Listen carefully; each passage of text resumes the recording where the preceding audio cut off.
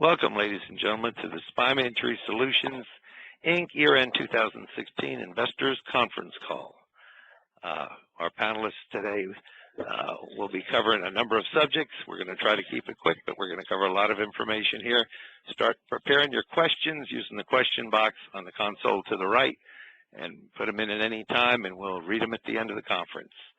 And with that, let me turn this over to Chief Financial Officer John Bergeron to read the opening disclaimer statement. Thank you, Art. This presentation includes forward-looking statements as determined by the U.S. Securities and Exchange Commission, the SEC.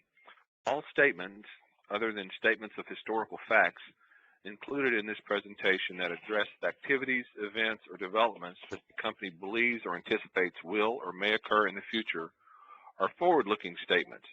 Such forward-looking statements involve known and unknown risks, uncertainties, and other factors, which may cause the actual results, performance, or achievements of the company to be materially different from any future results, performance, or achievements expressed or implied by such forward-looking statements. Such factors include general economic and business conditions, the ability to acquire and develop specific projects, the ability to fund operations, healthcare services demands, changes in healthcare practices, government regulation, and other factors over which the company has little or no control. The company does not intend and is not obligated to update publicly any forward-looking statements. The contents of this presentation should be considered in conjunction with the warnings and cautionary statements contained in this company's recent filings with the SEC.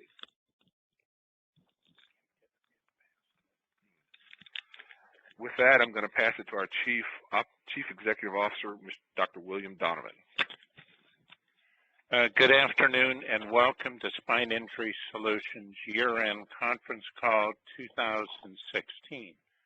With me today to be part of this call is Mr. John Bergeron, our CFO, Mr. David Spencer, our President of Quad Video Halo, Mr. Larry Tilka, the newest member and first member of our advisory board, and myself. Our format for this call will be a little different from previous calls. We have a lot of material to cover, plus reserve time for questions and answers. Since many of our shareholders will not be seeing the conference call live on this video program, I will be reading most of the slides presented so they understand what we're talking about today. Spine Injury Solutions, Inc. is a public stock company traded OTCQB, the stock symbol is SPIN, is a technology, marketing, management, billing, and collection company facilitating diagnostic services for patients who have sustained spine injuries resulting from traumatic accidents.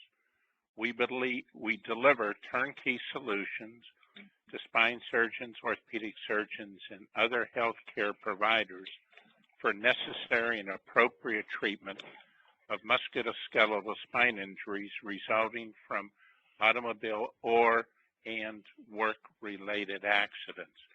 Our goal is to become a leader in providing management services to spine and orthopedic surgeons and other healthcare providers to facilitate proper treatment of their patients. By pre-funding the provider's accounts receivable, which includes diagnostic testing and non-invasive surgical care, patients are not unnecessarily delayed or prevented from obtaining needed treatment.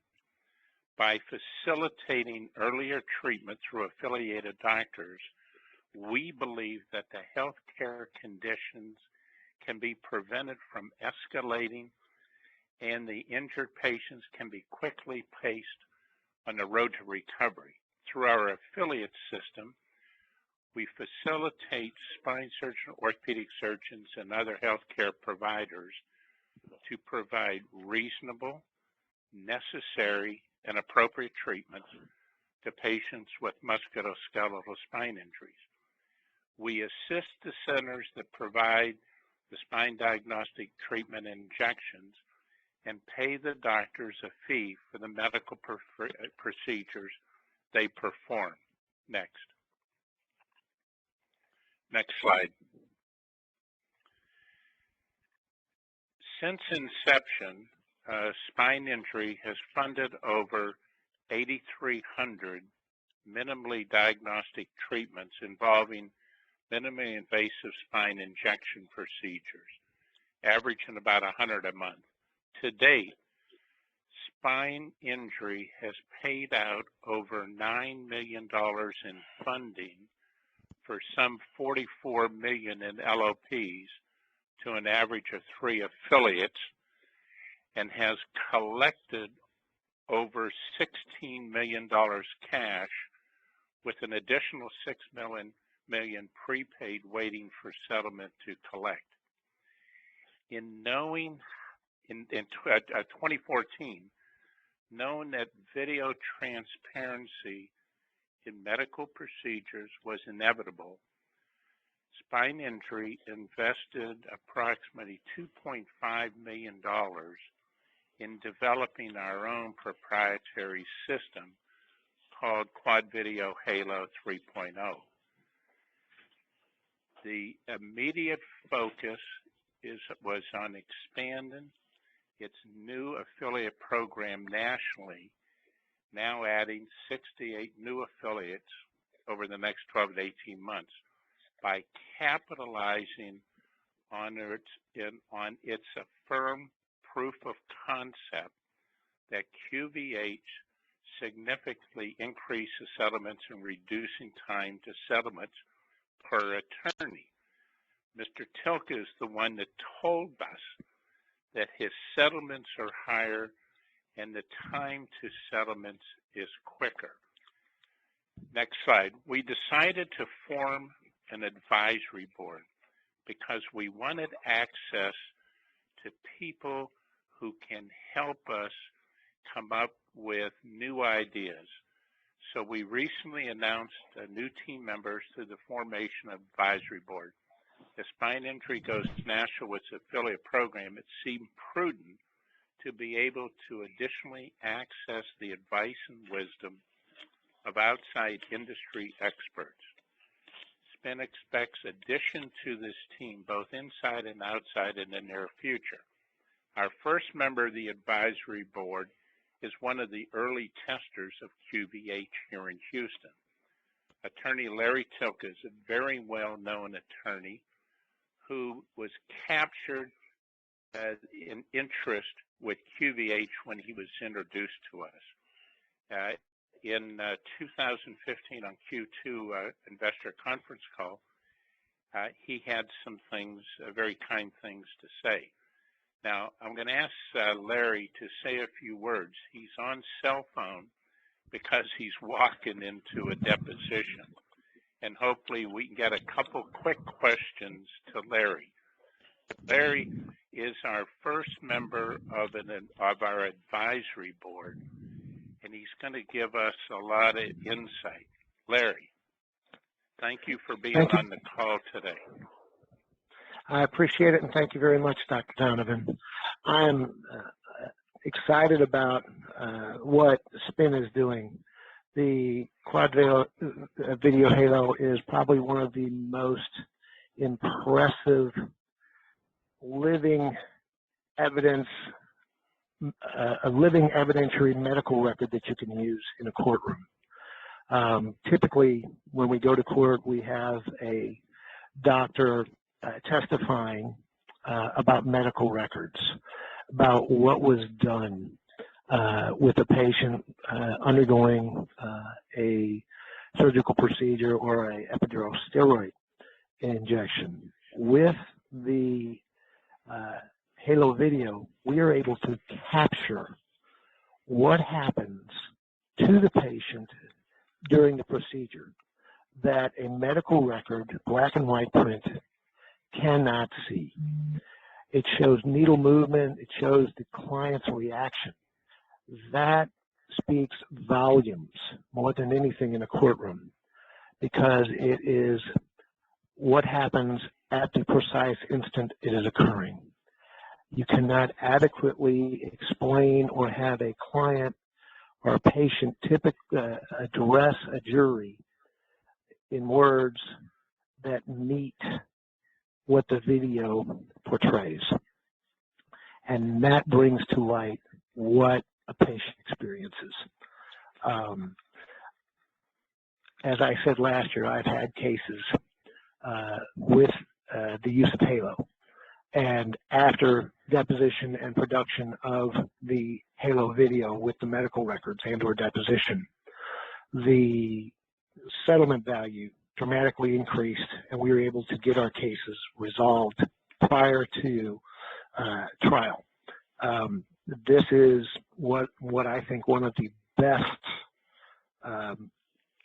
trial exhibits that could be used. It's interactive with the patient, and jurors will be able to readily assess what is going on and how things are occurring. From the development of the matter for legal purposes, it's fantastic. Larry, this is Dr. D again. It's sort of a question, but a comment first. Larry and I have been in depositions on his clients where I was the treating doctor. And he would say, well, did you videotape such and such a procedure?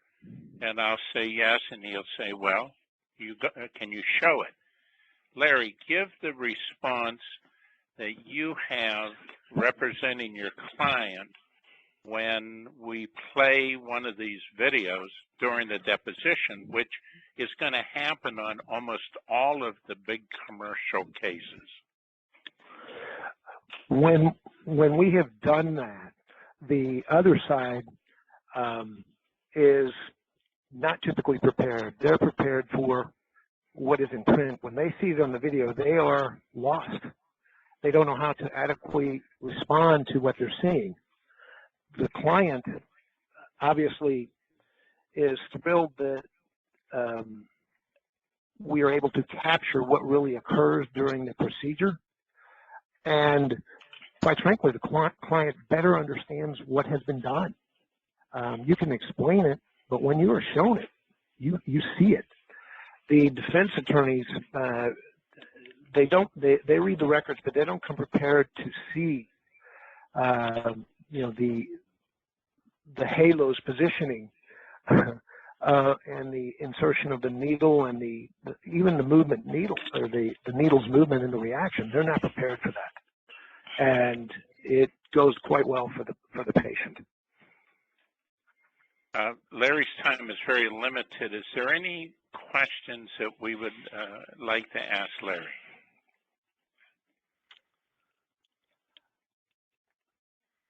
We've got one over here. Why wouldn't any attorney want to use this? Apparently that's a quote that we quoted you from. I guess somebody's referring to that quote, Larry. What's your feeling why that wouldn't happen?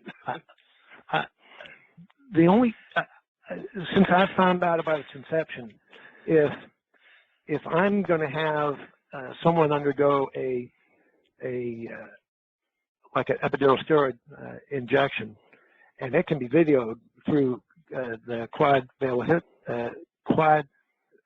halo video procedure, I'm going to demand it be done because it helps the client out.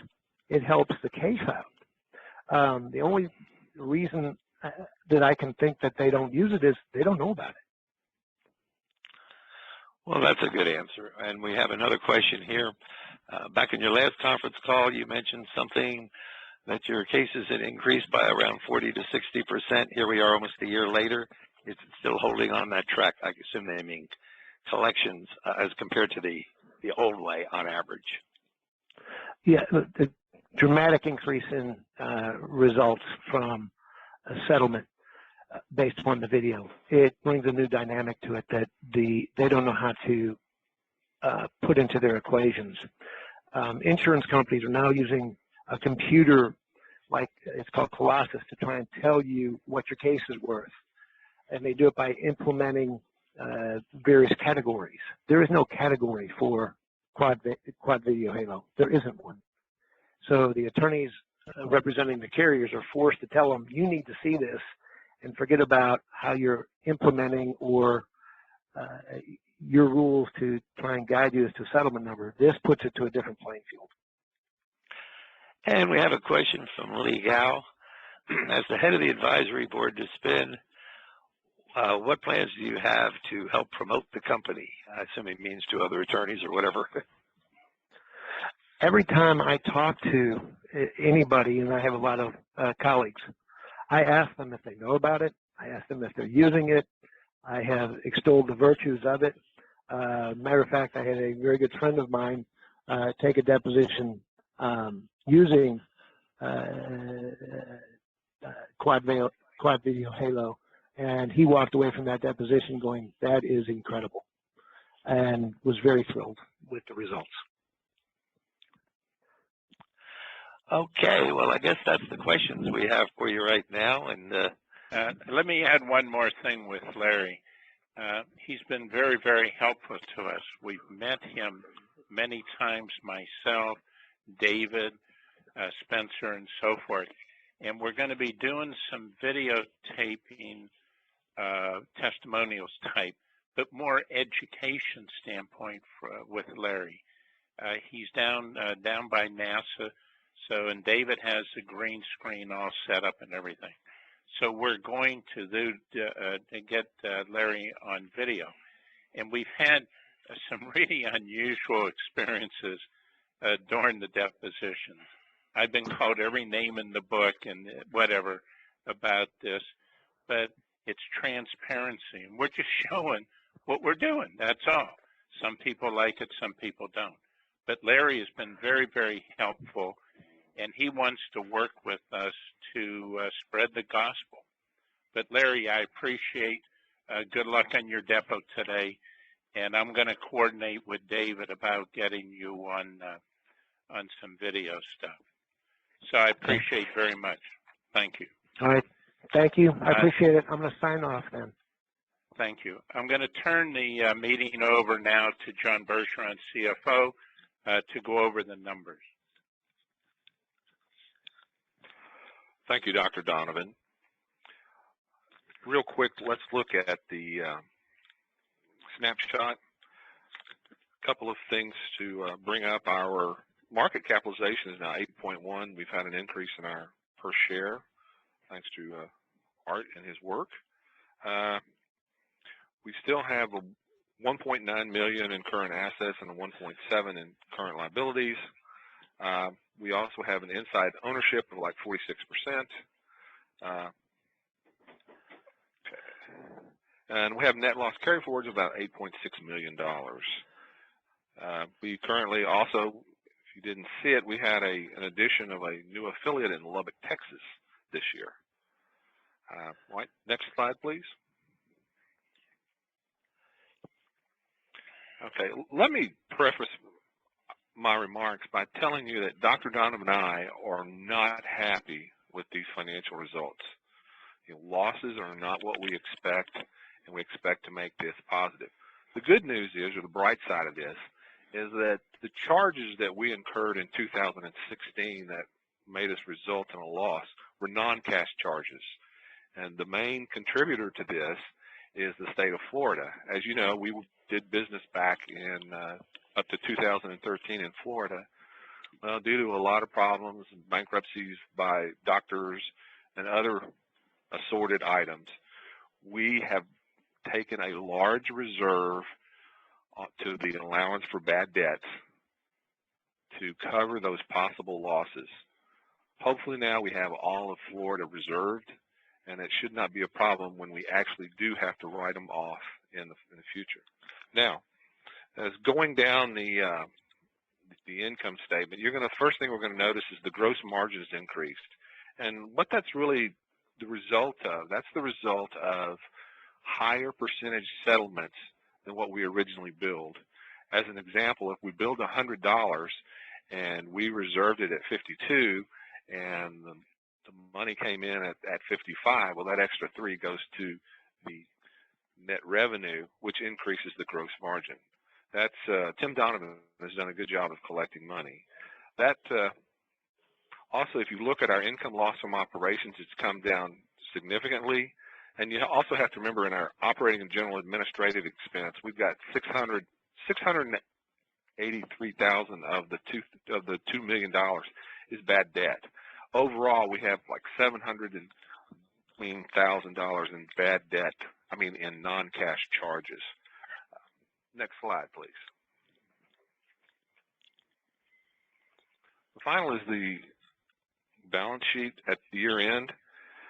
You will notice that we still have a positive current ratio. The reason the ratio changed so much is the bank debt that is due within 1 year as of 12/31/16. We still continue to have good cash flow, and hopefully we have seen the end of the large expenditures to bad debt to reserve for additional receivables in the state of Florida. And with that, I will hand it back to Dr. Donovan. Next slide. Next slide. Next slide. On this slide here, we're showing the historical growth of cases and collections. And you can see, here's from 2011-2016. Since inception, a total of 194 cases out of 4,700, or 3.5%, ended with no collection, costing a total of only $568,000. Cash collection picked up considerably in Q4 with $717,000, one of the highest quarters ever. But I think when we look at the number of cases and collections, you see that the collections have increased, and John showed that with the percentage of collections. Next slide. Next slide. When we talk about cases and procedures, we show the difference with from 2011 to 2016. We've done over 8,300 procedures, and if you'll notice, the case number has increased a little, but the procedures have increased. And basically what this is, it's showing that we're getting bigger cases sent to us. And the obvious reason is the QVH. Next slide. Next slide. I'm going to turn it over to David right now, but I want to make a couple comments first. 2 weeks ago, I was in San Diego at the American Academy of Orthopedic Surgery. I've been going to this meeting for almost 40 years. Up to a year ago, I never saw anything dealing with video documentation. Last year, there was a small booth on GoPro, an orthopedic surgeon out of Las Vegas. He has a nice little setup, so on and so forth. But that was the only one a year ago. This year, what I saw, when we do surgery, we use magnification on glasses. These are loupes. Almost every loupe manufacturer now has put a video camera inside and on top of the glasses. The GoPro had a booth twice as large, but the loupe people, the magnification people, were really going after video documentation. And all the minimally invasive surgery people, everything's going minimally invasive surgery. They're using video documentation in some manner. And I think what's critical for us to remember, the Quad Video Halo patent says it's an adjustable band with any type of recording device attached to any type of X-ray machine.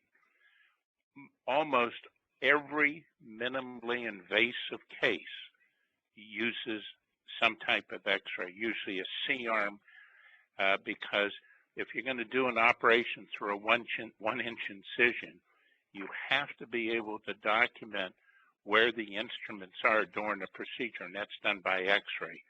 I'm going to turn over this part of the talk to David Spencer, President of Quad Video Halo. David? Good afternoon, ladies and gentlemen. Glad you guys are on the call. I want to attack the Quad Video Halo from multiple angles in a good way, talking about where we are, what it is, why it's in the market, who the competitors are, and the components of it, and drill down. There are a lot of people out there that obviously understand what the KVH is from previous calls, but for the call-in listeners that are not able to view, I'm going to do my best to give you guys a description of the components and how it plays in the market as well. So what is the Quad Video Halo? At a 41,000 view, the Quad Video Halo gives Spin and its affiliates a leg up on it due to the fact that it is a video acquisition risk aversion tool that is used not only from an AR standpoint, but all the way down to attorneys that leverage this in personal injury cases to shore up the cases for their patients.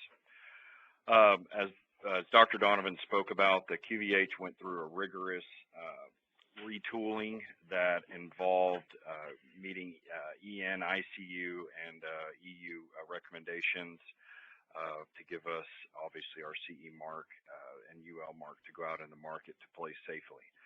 It also we also attacked that during that time was the patent as well and the continuation. And then also further expanding that with the EU patent pending that we've currently got. And Dr. Donovan also spoke about the parameters of the patent itself. Next slide, please.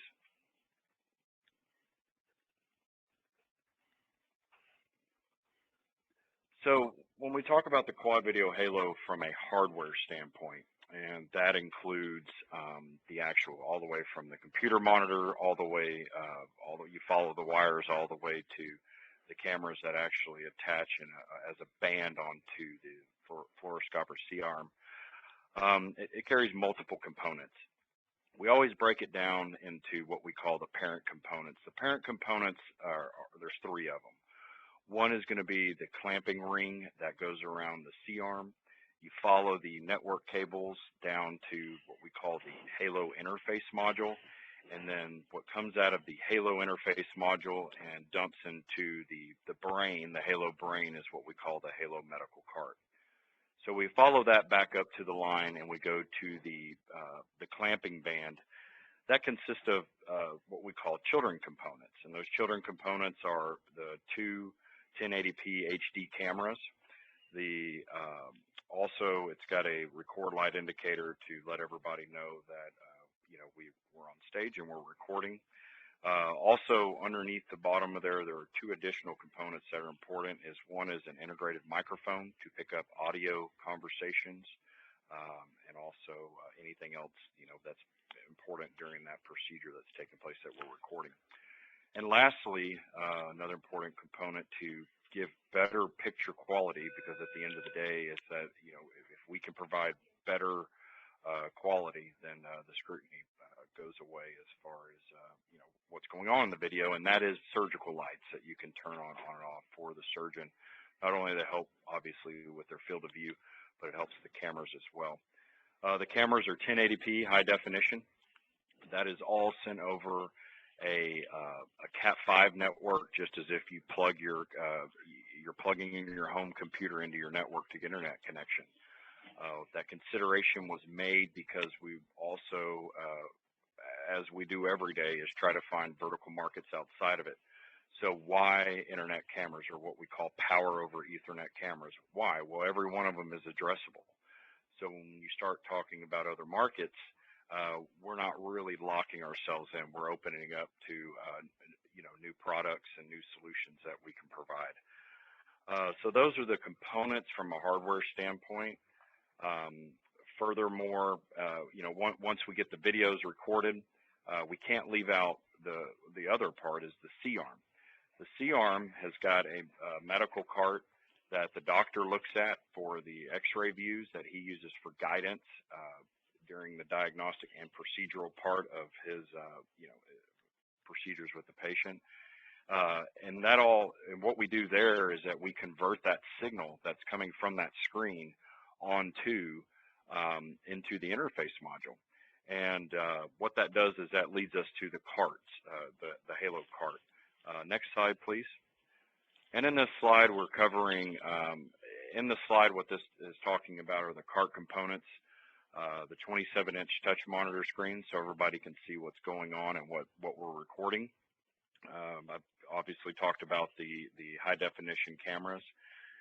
The next thing is that drives all this, and I want to move that down to the last part, is the Halo video management software.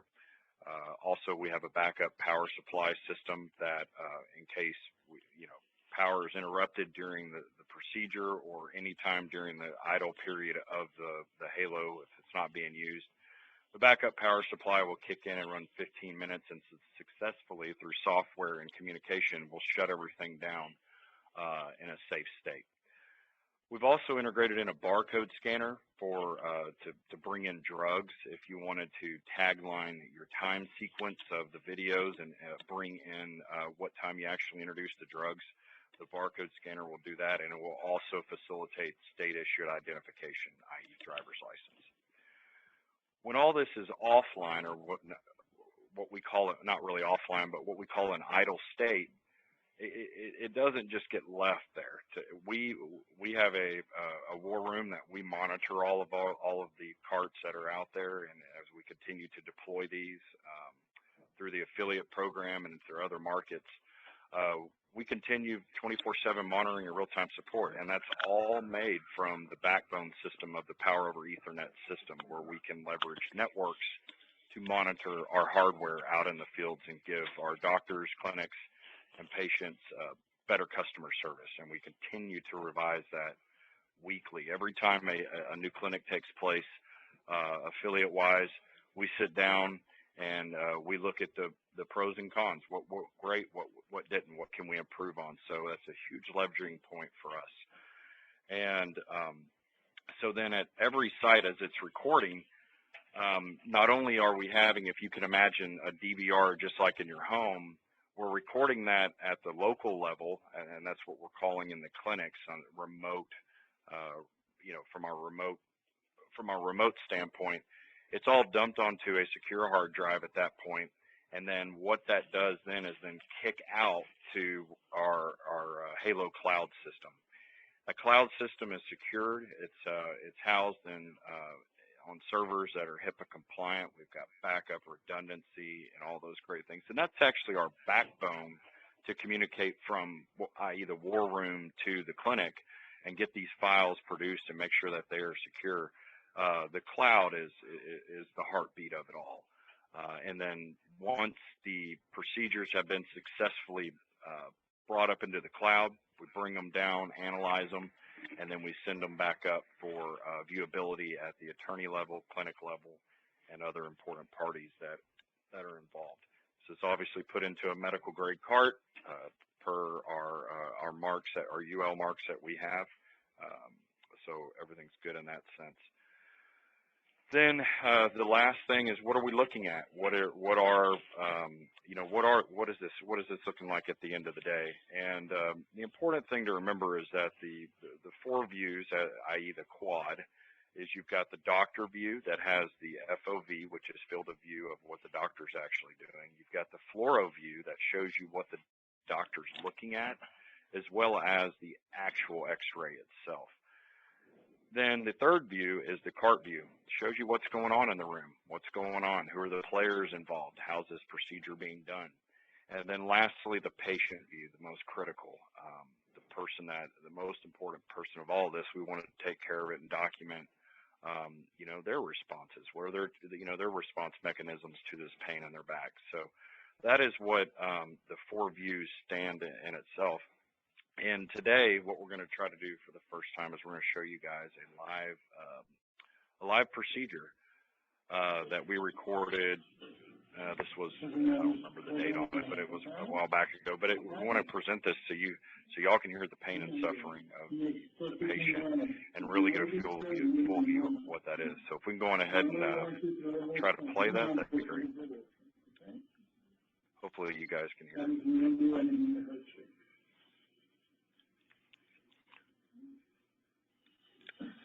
And the right side is the hurts, right?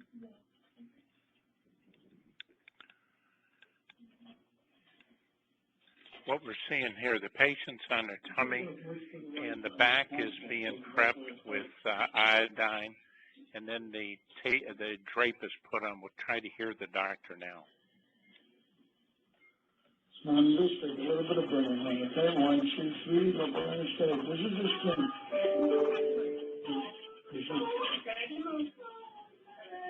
I know this is just a local anesthetic, okay? So local anesthetic, it's just an element. That's all there is. It's just an element medicine, okay? You doing okay? All right. But anytime you tell me to stop, I will stop, okay? Just come, you all right?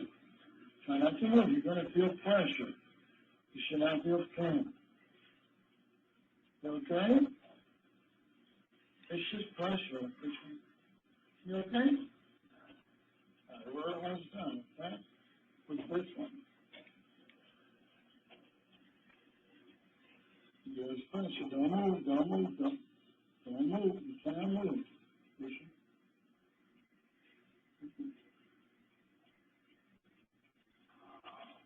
Just watch your pressure. We're in the right place. Don't move on me. You got to heel on your back. Do not move, okay? All you get this, okay?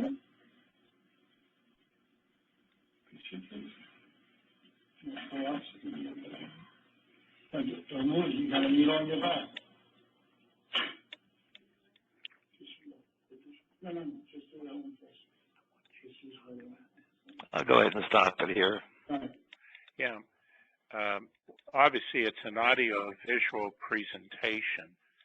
And for those of our investors who are listening in, I want you to go to the New York Times in the past week, actually several days, under the Health and Science section. Dan Hoffman wrote an article, "More Patients Open Their Eyes to Surgery Without Sedation." But when you read the article, choosing to watch your own surgery is one more manifestation of the patient autonomy movement, in which patients pushing back against physician paternalism are eager to involve themselves more deeply in their own medical treatment. I found this article 2 days ago, but she's writing about exactly what we've been seeing with the QVH. Now this slide, how do we compare with other camera systems? We're the only one that has this type of patent with this type of system. I saw everything that was available at the AAOS. Nobody competes with us. And I want David to address the process as we're doing the video. Here's David. Thank you, Dr. Donovan. So as we were talking earlier, once the video is recorded, during the recording, there is a thing in video surveillance that's fairly common. It's called watermarking. And what we're doing at that point is that it not only is compressing the video to create manageable file sizes to put it up in the cloud and then bring it down, but what it's doing is it's also putting it into a proprietary format that you just can't load up in your video editing software and just start editing away. That way it's tamper-proof in that sense. So what we do, we have 4 layers of how we distribute this video, how we manage it, and also how we actually distribute it. So we always keep in native form is the proprietary format, the watermark file, no matter what. So at the end of the day, if we are asked for the validity of this, we can always source back to the source video. Secondly, we convert it over to a video format that is easier for cloud servers and web servers to be able to process it, play it back for doctors and patients and attorneys that want to take a look at it through their web browser, for example.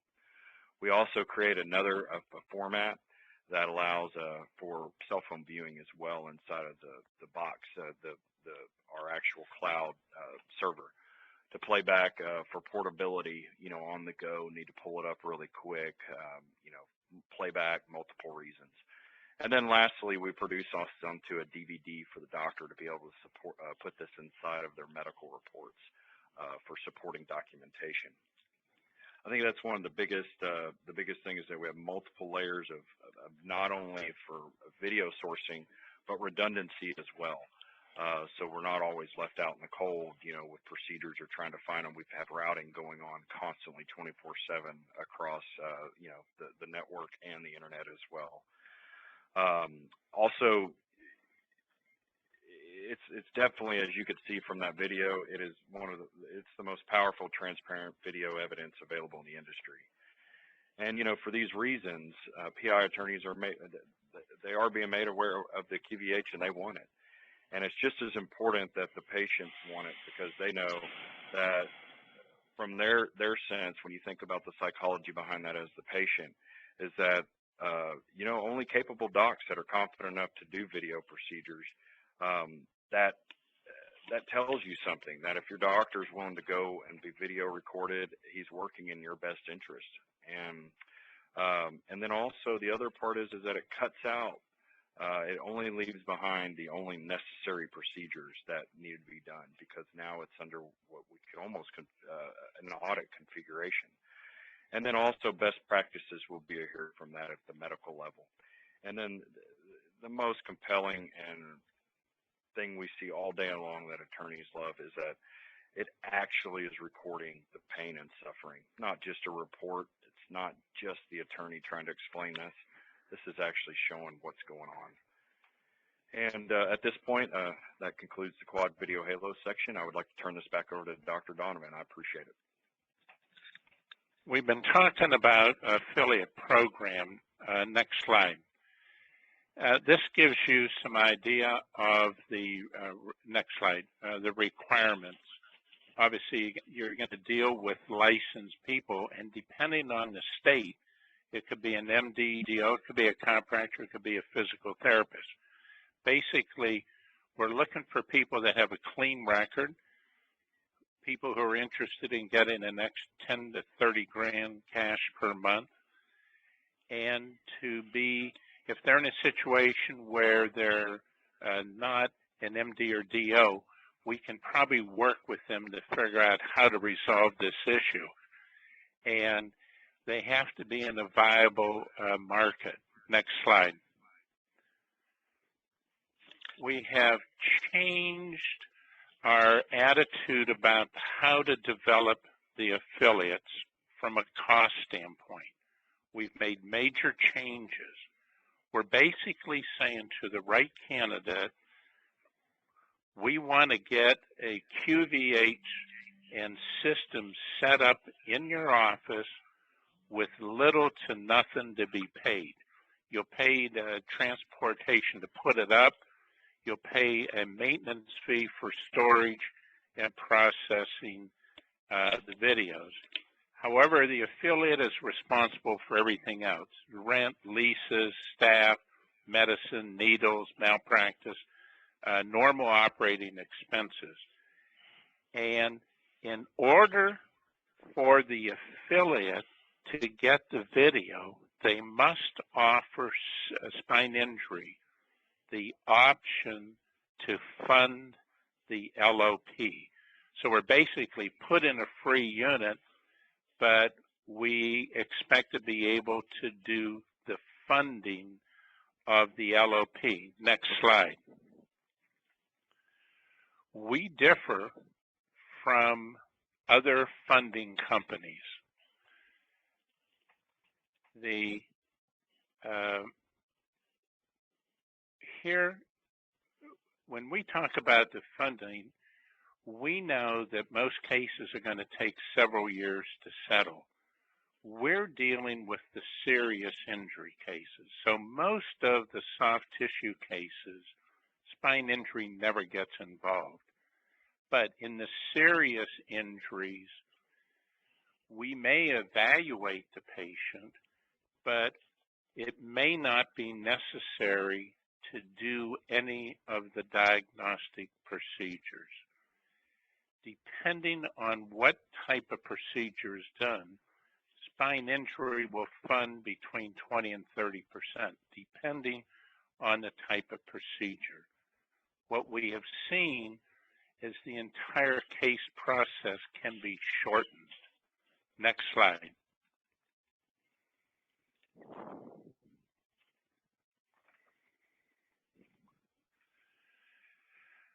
We basically provide a turnkey program for these type of doctors, and we give the affiliate an opportunity to increase cash flow. We know what's happening, not happening with Obamacare or Trump care. Medicine is upside down. We're saying to these practices, look, we have a potential new revenue center, and we want to make it easy for you. So we'll provide a lot of benefits that really doesn't cost you a lot of money to get involved. We'll put in a $45,000 piece of equipment. You provide the other stuff. We're going to help you in training, education, shared database, provide cash flow by purchasing the LOPs. You get paid on a monthly basis, and we help you with marketing. And we'll help the doctor market to attorneys or other people who are a source of patients to go to the affiliate doctor. We're going to be starting some webinars.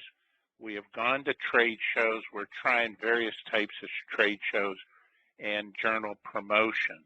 But we have, next slide, we have a new program to say to the affiliates, we want to work with you so we can provide appropriate mechanism for you to increase your cash flow, plus provide really good care for your patients. And what we have found, patients love the QVH. Number one, the doctor must be good or you wouldn't do it, the video. Number two, probably more important, the doctor wouldn't be doing anything he shouldn't be doing. And just like what Larry Tilka, the attorney, said earlier, he can't see why any injury attorney would not use QVH. We've experienced this in Texas. There's some very large firms, PI firms around Texas in multiple cities. We get calls, we're in one city, we get calls, well, they would like this technology with this Dr. Joe Blow in another city. We've experienced that right now.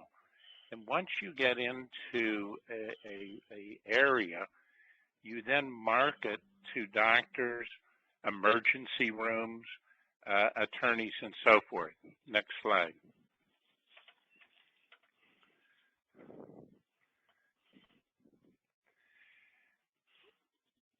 Historically, the affiliates have been primarily interested in epidurals and nerve blocks. In other words, identify the pain generator site and then come up with a method to hopefully treat what the disc herniation that's pinching the nerve, or it's a facet joint, whatever. We'll go on and try to treat this. Well, things have all changed now. Everything's going to minimally invasive surgery. And we're seeing that our affiliate doctors are able to do more types of procedures than they could before because of the QVH. But this minimally invasive surgery and treatment has really shifted the care from hospital emergency rooms and surgery to office-based procedures and ambulatory surgery care procedures. I mean, most of the total joints now are being done in day surgeries. Next slide. The question is, on the affiliate program, is there competition? Well, it depends what you mean by competition. There's lots of companies financing medical procedures. They're everywhere. But there's only one financing company that has the QVH. That's what separates us from everybody else. Now, there are medical providers who spend a lot of money trying to attract patients from attorneys. We feel that with an established affiliate in the right market, QVH should be able to help him or her identify 20, 25 cases per month. The QVH has really proven itself. And it's taken a couple, 3 years for people like Larry Tilk and other attorneys to learn the value. And if they are in a particular area that doesn't have QVH, they call us and ask us to get there. But all the competitors who finance medical procedures, they don't have the QVH. And that separates us from everybody else. Next slide.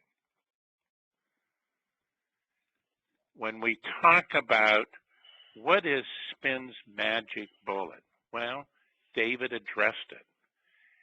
When the procedure's being done in video, the procedure video is not made on the clinic site. The video goes directly from the affiliate to a HIPAA-compliant cloud storage and is controlled by SPIN's QVH division. If an affiliate or an attorney needs access to that video, they have to go through QVH. So if somebody wants to fool around and whatever, well, we'll do the QVH and we'll circumvent, we'll do the video, we want to circumvent QVH. David and the clinic down at the research lab, they can stop it right there. And then if that becomes a problem, we just terminate the relationship and reclaim the QVH. The silver bullet is what David has put together that he described earlier. Next slide. As we know, with the outlook, we've funded a lot of procedures. I went over the numbers, but based on these historical results, I think it should be clear the proof of concept has been reached. With 3 affiliates, have financed 2.5, the 3 current affiliates, and this is important, all the development of QVH came from the revenues derived from 3 affiliates. And that revenue from the 3 affiliates covered all the SG&A of the public company and subsidiaries. So we know we can scale this, and we should be able to increase revenue to the bottom line with additional affiliates. This is why we want to make it simple for an affiliate to get involved. We've reached the end of the presentation. I'd like to open up for questions and answers. And I want to thank, we've been sent a list of quite a few questions. And a moderator will be coming up with some questions. Here's under governance. How often does the SPIN Board of Directors meet by phone or in person since in 3 months in 2017? We've probably talked either the entire group or most of the Board of Directors 3 or 4 times. We have a very active board, and we lean on and we want the input. remember, we have 3 attorneys on the board, which is really terrific. Has there been any departures of key personnel over the last 90 days? No. Do we anticipate a need for additional hiring? We're always looking for specific people for very specific jobs.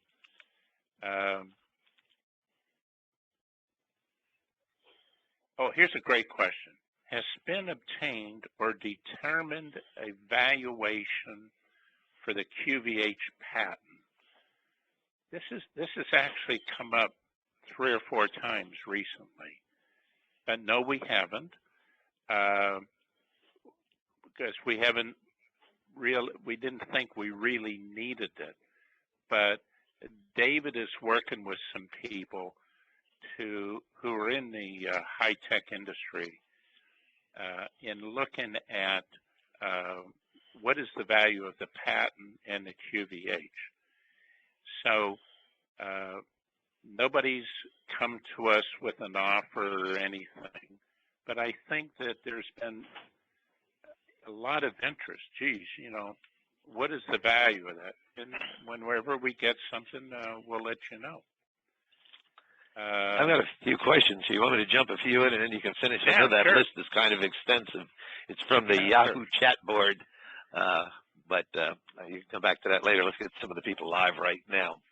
Sure. Carl Shearer says, please explain the bad debt. How come SPIN is responsible for partners that went bankrupt? Any negligence on the part of the company? Okay, I can answer the second part. Okay. There's no negligence on the company part. The situation in Florida, you could write a book on it. The affiliated doctors went bankrupt. There's a long story, but suffice it to say, they first went through Chapter 11 and then 7. There's other issues down there. There was no liability with spine pain, and we were not involved with this at all. But what it's done is just delayed and made life very, very difficult in Florida. Thank God when we had assignments of benefits from the patients, so we circumvented the bankruptcy, both 11 and 7. We're not involved there at all. We're just on the sidelines trying to figure out where we can pick up some of the money. If I might add, we learned a lot from there, which is why the QVH is as robust as it is, so that can't ever happen again. Well, never say never in medicine, but no, you're 100% correct. We you know, right at the beginning, we really grew very quickly, maybe too fast, and there were some issues we were not aware of, and they came out in the bankruptcy filing. But an example, the people were selling accounts, it's like the old drilling oil wells. They were selling the receivables 2 or 3 different times to different people. We had no idea, but we have no love for Florida.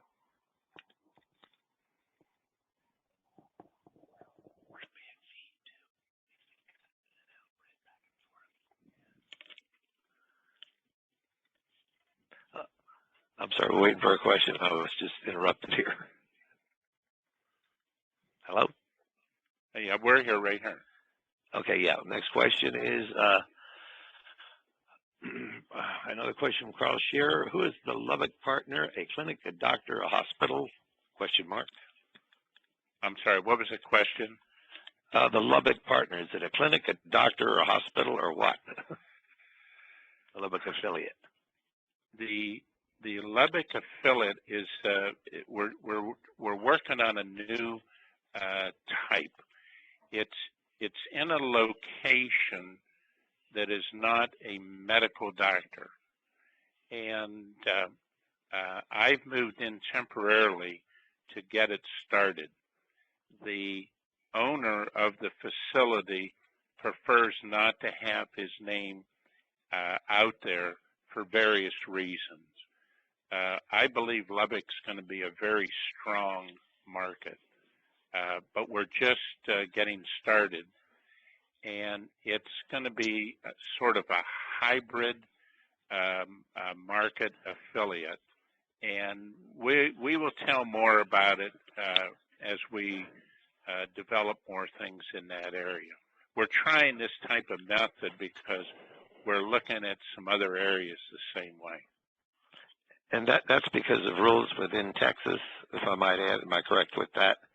That's it correct. Could be different in different Yeah. states. And one other thing, you kind of left it a little bit about why they wouldn't want to give the name to maybe add credibility to it. You might not mention the name, of course, but how we became aware of the need in Lubbock and this particular location. It's incredible. I had a call, 4 or 5 weeks ago from an attorney I'd never met. She was with a large firm in multiple cities, and she said, how soon could you have the quad video halo technology in Lubbock? It was simple as that. I said, well, I've never met you. Who are you? How do you know about us? She said, oh, I've seen the videos. So I went and I met with her and her firm, and I said, I'm looking to deal with some important, really good doctors. She said, go see this doctor, this person, this person. I met them. They said, how soon can you get it here? So it was based on past success. And once people see the videos, they want it there. So there's no issue about credibility of the people. The people I was introduced to, I was directed to, and they all want to be involved. So we're going to have a hybrid type clinic there, and we'll be able to explain more in the future. Lee Gal has a question here. Kind of ties in with something we said earlier, but you mentioned about all the conferences that you've been at. You saw the video, so and he says, how strong is our patent? And the reason he asked the question is we know patents are challenged in court sometime. That's a great question. When we first got the patent, I asked the patent attorney that exact same question. He said it's a very strong patent because it says any adjustable clamp attached to any X-ray machine that attaches any type of recording device to the adjustable band. So it's very specific and it's very strong. And remember, all this minimally invasive surgery, all this stuff you're reading about, you have to use X-ray, because if you're going through a 1-inch incision, you have to know where those instruments are, and the only way you can do it is by X-ray. So the attorney feels it very strong, and we do likewise. Couple of follow-ups from Lee. Here we have another quickie that ties into a prior question. Has to do again with Lubbock, about how soon would you anticipate Lubbock to start doing procedures, if they're not already? With 2.5 weeks, probably 3 weeks. It'll be in April. Awesome. Okay. Atlanta PR said looking at max of 10 affiliates to add in the next 12 months. Why is today rolling back that projection 6 to 8 over the next 12 to 18 months? When we were in Atlanta, we said we had 2 handouts. One was we're looking for 2 affiliates. We had another handout, we're looking for 10 affiliates. We've had very, very good response from Atlanta, and we're processing situations there right now, and hopefully there'll be something to announce. I think 6 to 8 is very reasonable. We'd love to get 10 to 12, but that was strictly a marketing issue at the meeting that had chiropractors, orthopedic surgeons, neurosurgeons, attorneys, and funding companies. So they were all at this meeting. And Jim Mathis was the focal point of the meeting. Had dinner 2 nights with Jim, great guy, and with Dr. Matt DeGaetano. So it was a very good meeting, but that was a promotional thing. We were throwing out 10, and we says, okay, we'll also put 2 to show that it's going to be a very competitive issue. What is the lead time from, excuse me, I apologize. What is the lead time from an indication of interest from a prospective affiliate to getting them a QVH and having them perform procedures? Well, let's take Lubbock as an example. We can get that all done within 2 months from start to finish, because we're going to want to go in and evaluate the kind of patients that they have to see if they qualify. So it would be like 2 months. For an affiliate where they get a halo free. Okay, let's see. Dr. Bill Ryan said his is a comment only. He said Lubbock has a large medical community. I believe there's a medical school there as well. It does, yes. Okay, he just had that as a comment. Carl Shearer.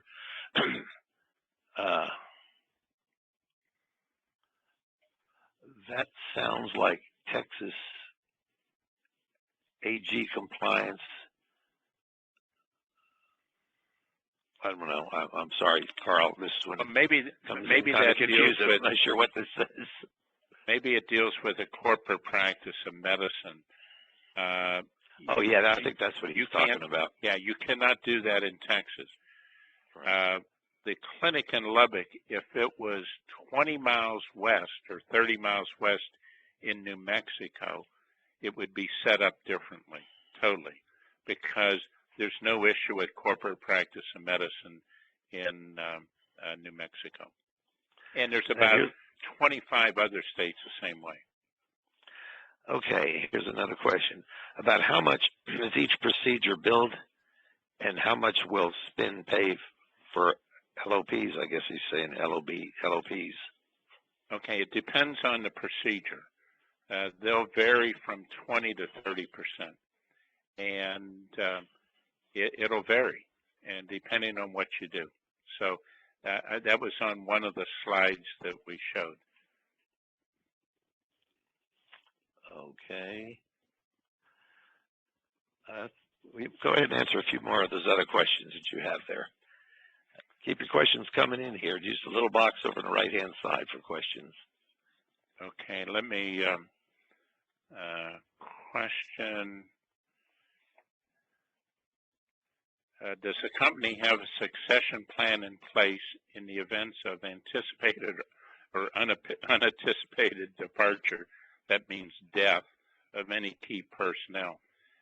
We've been talking about this at length, and we plan to augment a top management, and we discuss it all the time, but as each year goes, we talk more about it. So yes, we are. It's all about me. They say when you die. Well, when I die, you guys get $1 million right off the bat. But for a succession plan, yes, we are discussing that. And I'm in good health, by the way. These are your questions now we're talking here. There was a question about Dr. DeGaetano. What is he doing?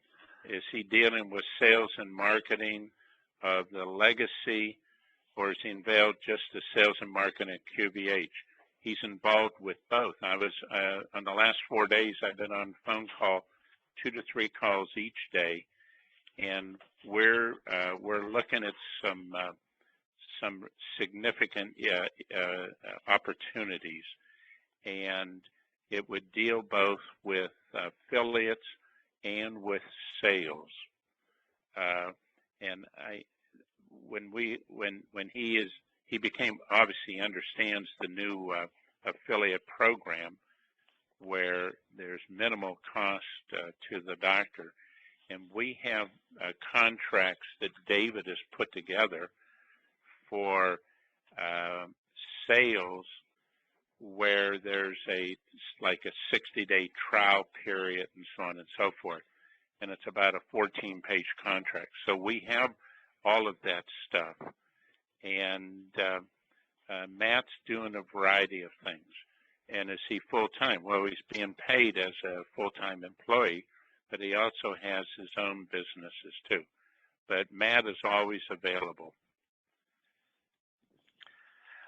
Okay, limitations. I got a question up here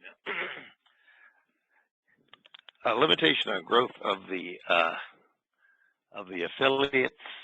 Hard to read this one. I think what the person is trying to say here, you're basically in small cities, and yet you seem to be able to get a lot of growth out of that. That would seem to be a very big market for affiliates nationwide. Are there any limitations to keep us restricted for just 8 to 10 or 12? Or what would be possible upside down the road 3 or 4 years? What would be your wish, I guess he's asking here? Well, I think that we are looking at some large cities. With large cities, there's a lot more competition, the old type competition. Obviously, nobody has the halo. We're very interested in addressing all different sizes. But Lubbock, an example, they have a very large medical school, Texas Tech, great school. But I think there's a huge opportunity there. That's just my feeling. Limitations on developing affiliates. At some point, we need the money to be able to fund and to expand. And we're constantly talking about reasonable funds with debt structure and so forth. And we need to remember, when we started with this company, we started with zero money, zero. And we did some partnerships. Everybody's been paid off. And we have a line of credit now, and then I believe just one loan out there. So we are looking to expand in a reasonable way, and I think that we're going to be able to accomplish that. But obviously, you have to have money available to expand, because we're talking about a 2-year commitment for each patient. Obviously, most of them, 60-70% are going to settle before 2 years usually. But we have to, John is on top of that, and Tim's on top of that.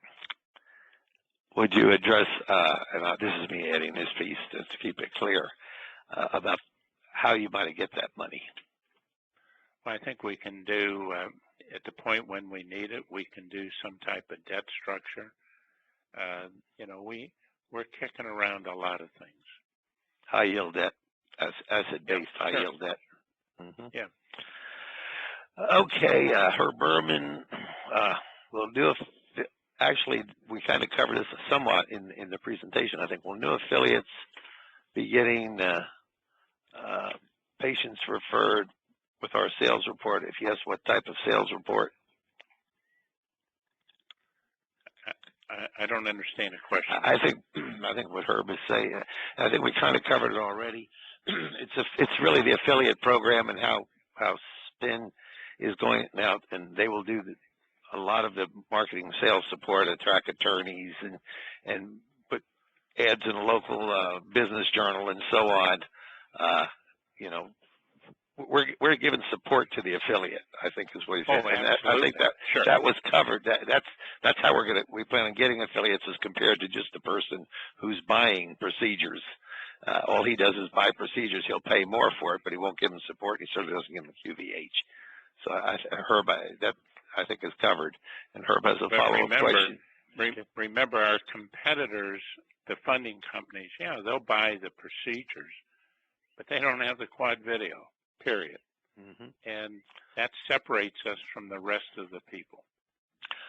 Herb has a follow-up. What revenue do we need to become cash flow positive? Oh, wow. Here's John. Ask that question again. Here's John. What was the question? What revenues would we need to become cash flow positive? Well, right now we are cash flow positive, or close to being neutral. I mean, Yeah, the losses, as again, were done by the non-cash charges. We cash flow every month. I mean, we don't usually have to borrow on the line or anything like that to meet our debts. So, I'd say 2.2, and we'll be okay. But it's really a function of the collections, not the revenue. So each new affiliate incrementally should start putting us into a positive situation if the existing stay flat. Fair statement? Okay. Fair statement. Mm-hmm. And that's all I have here. Dr. Donovan, do you have any more on your list you want to address there? Yeah, there are a couple of things. There was a basic question, which was great. Why did you develop Quad Video Halo? Well, here's how I look at it. Risk aversion, risk analysis, safety for the patient, transparency, documentation. Now, most people, most people, we'll say probably everybody on this call, you've heard of wrong-sided surgery. They operate on the wrong knee, whatever. In injections, it's 10 times more frequent, either the wrong level or the wrong side. They just came out with a report from the University of Pittsburgh, 10 times. So it provides safety, transparency, and documentation. Here's another question, great question, and I'm going to have David address this. Where could you use QVH outside of personal injury? Here, hold on, David. Thank you, Bill. To answer that question, one of the markets that I've been analyzing here recently is the medical malpractice the industry. And in 2017, it was down 2.54%, but total payout was $3.8 billion. And when you break that down and you start and you're starting to look at what are the allegations for malpractice allegations, and currently what I've come up with is that there are about 7 that sit on top of it. And the big ones that stand out in that $4 billion a year industry is diagnosis, which makes up 34% of it, and surgery at 24%, and treatment at 18%.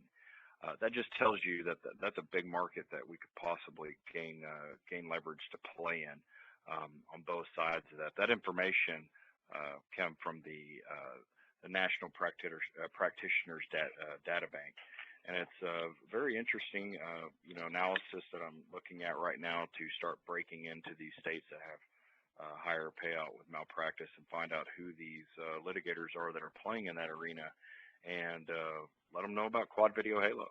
So there might be some potential in there, and hopefully I can be reporting back very positive results from this. So I will pass it back to Dr. Donovan. Here's another question on the written stuff. What are the major states spine injuries focus on outside of Texas, New Mexico, Arizona, California, state of Washington, South Carolina, Mississippi? There's about 27 really good states. Alaska, if you want to go to Alaska.